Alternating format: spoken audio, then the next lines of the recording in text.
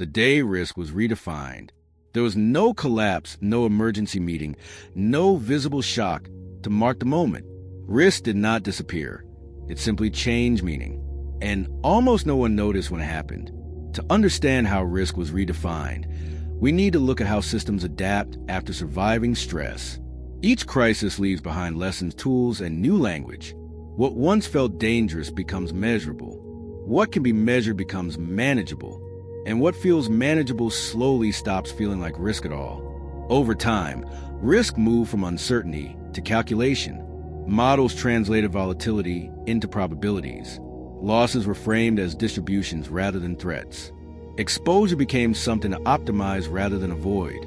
The focus shifted from whether something could fail to how much failure could be tolerated. This change felt logical. Better data promised better control. Sophisticated analytics replaced intuition. Decisions could be justified mathematically. Risk was no longer feared. It was priced. As long as outcomes fit within acceptable ranges, confidence followed.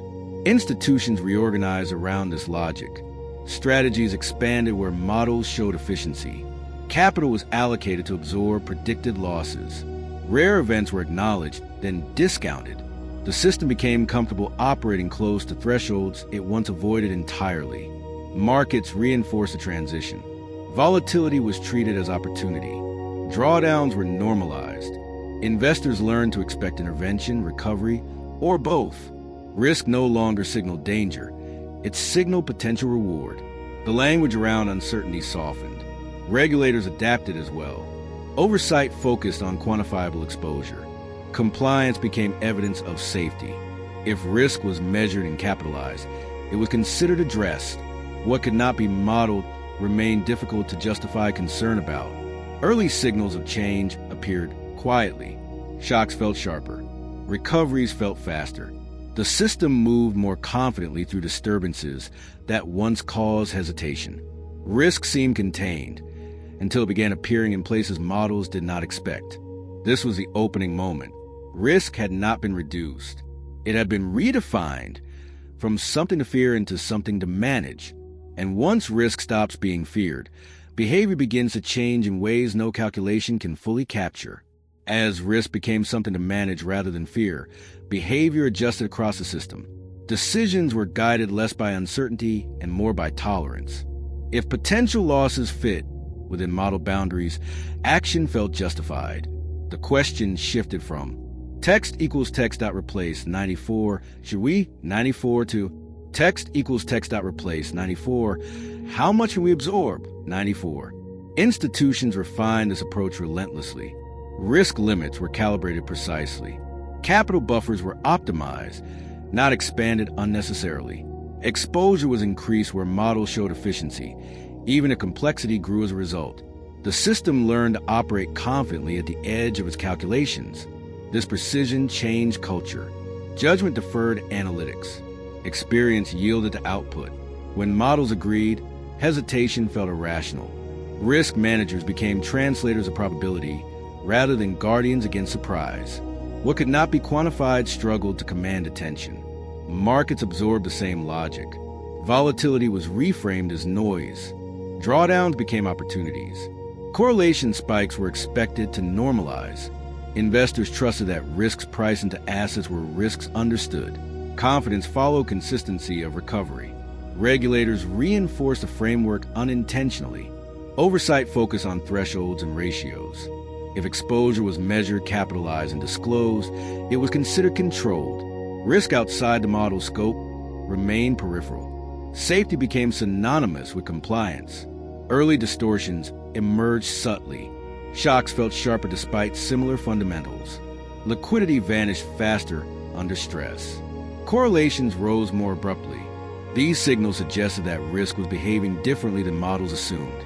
But each event remained explainable in isolation. The deeper shift was psychological. Risk no longer carried emotional weight. It became abstract, numerical, and distant. Losses were expected and normalized as part of operation. The system grew efficient at absorbing known stress, but less attentive to unfamiliar patterns. This was the consequence of redefining risk. When uncertainty is reduced to probability, attention narrows. The system prepares for variation, not surprise. And surprise is where true danger lives. Because risk that is fully priced feels harmless, right up until it behaves in ways price never anticipated. The conflict emerges when risk behaves in ways numbers cannot explain. A disruption arrives that does not exceed thresholds, yet spreads faster than expected. Models remain calm, but markets react violently. What was priced as manageable begins acting unpredictable. Institutions feel the strain immediately. Losses remain within tolerance, yet confidence weakens. Hedging strategies fail to offset exposure as correlations rise together. Risk appears simultaneously across positions designed to be independent. The math still works, but the behavior does not. Decision-making becomes conflicted. Acting on models suggests patience.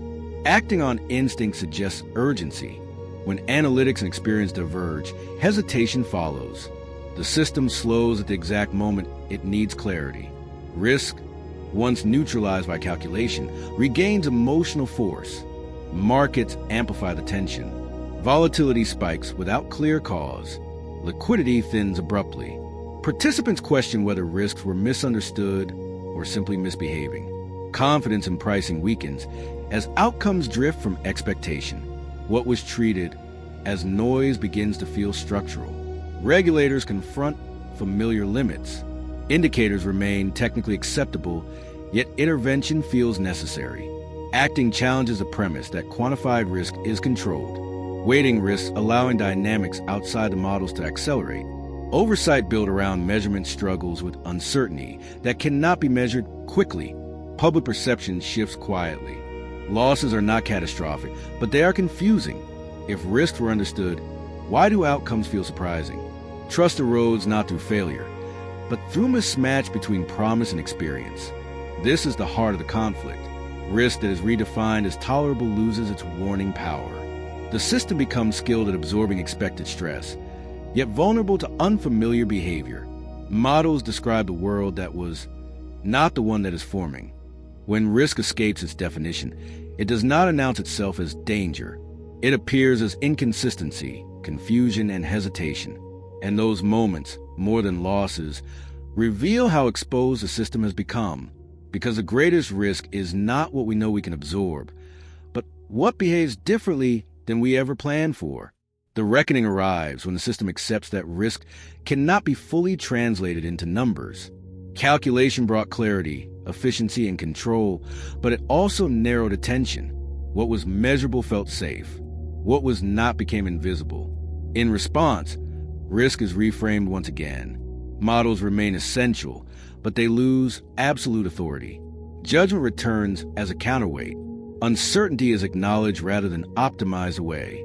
Preparedness shifts from absorbing expected losses to recognizing unfamiliar behavior early. Institutions adapt unevenly. Some cling to precision. Trusting refinement will close the gap. Others widen their lens, valuing diversity as strategy and redundancy over efficiency. Risk management regains a qualitative dimension, less exact but more aware. Markets adjust expectations gradually.